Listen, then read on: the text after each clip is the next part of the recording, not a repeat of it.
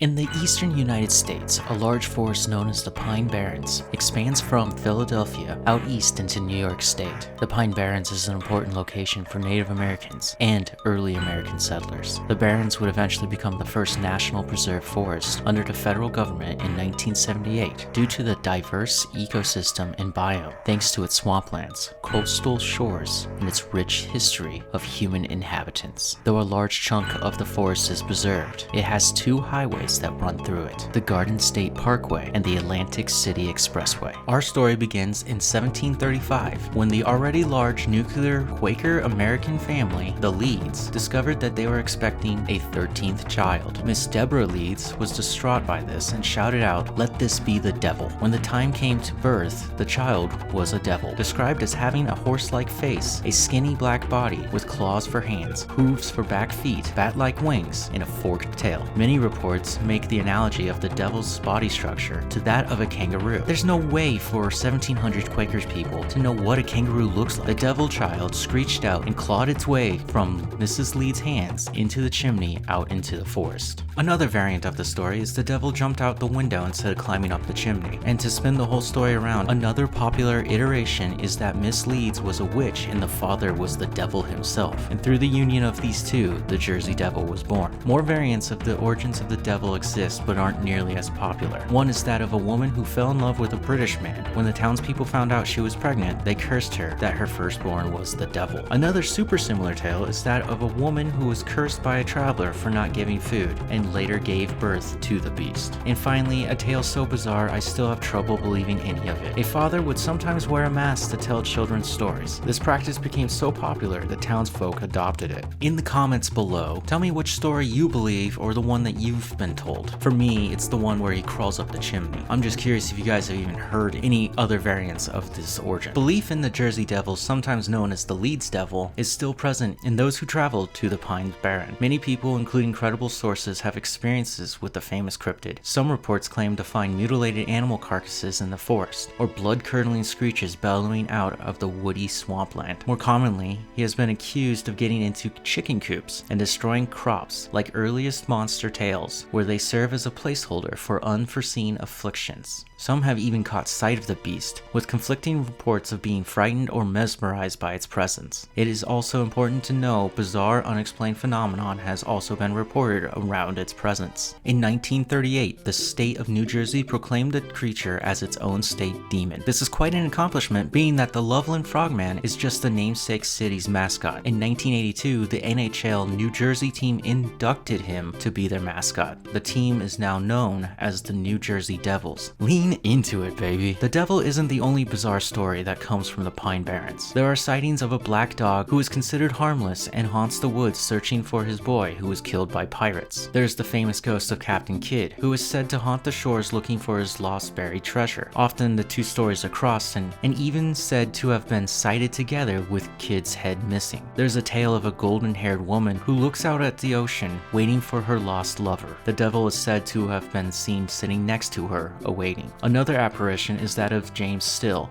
an African-American man who was denied education and healthcare due to his race, which forced him to run into the woods to practice and learn medicine, helping the inhabitants of the pines. James Still's apparition is known as the Doctor and appears to those who need help, and the White Stag, which is a white deer that's made a name for itself in preventing disasters. There are many more unexplained things happening in these woods, but we're here for the devil himself. Most encounters of the devil are often just people out and about in the forest when they suddenly are frightened by its presence, but there are some interesting stories that allude to the paranormal. In 1909, a Navy commander was target practicing with a cannon when he spotted the beast flying in the sky and shot it. He claimed it hit the devil, but the devil was unscathed and flew away. Later on, they found mysterious tracks in the woods, but their dogs refused to follow. This began the craze for the devil, in which 1,000 people claimed to have seen it. And in 1960, people of Mays Landing began to hear screams at night with no explanation. They began began to panic as local authorities stayed vigilant that the devil wasn't real. A circus owner stepped in and offered $100,000 for its capture, but no one claimed the reward. Yes, to this day, there are still sightings, but very little to no evidence has been found. What is the true story of the Jersey Devil? The Leeds family is in fact a real American family of devout Quakers. Daniel Leeds, the head of the family, had an almanac business, but eventually started incorporating astrological elements into his printed books, which in turn upset the Quaker community. Leeds also had strong connections with the Royal British Governor of New Jersey. Together, these two problematic issues and rumors of the family working with the devil himself forced the Leeds to leave the Quaker community and convert to Anglicanism. After Daniel Leeds passed, his son Titan, what a badass name by the way, took over the almanac business and would often use his family crest with the wyvern-like wings added to his books. Eventually, Titan ended up in a competition in the printing business by none other than the American businessman Benjamin Franklin. Yes, the founding father. In this race to see who could sell more copies, Ben decided to spread rumors about Titan's death that evolved into straight up accusing him of being a ghost who already died. Cumulatively, it's believed that the Quaker community accusing the Leeds of devilry, the Leeds embellished family crest,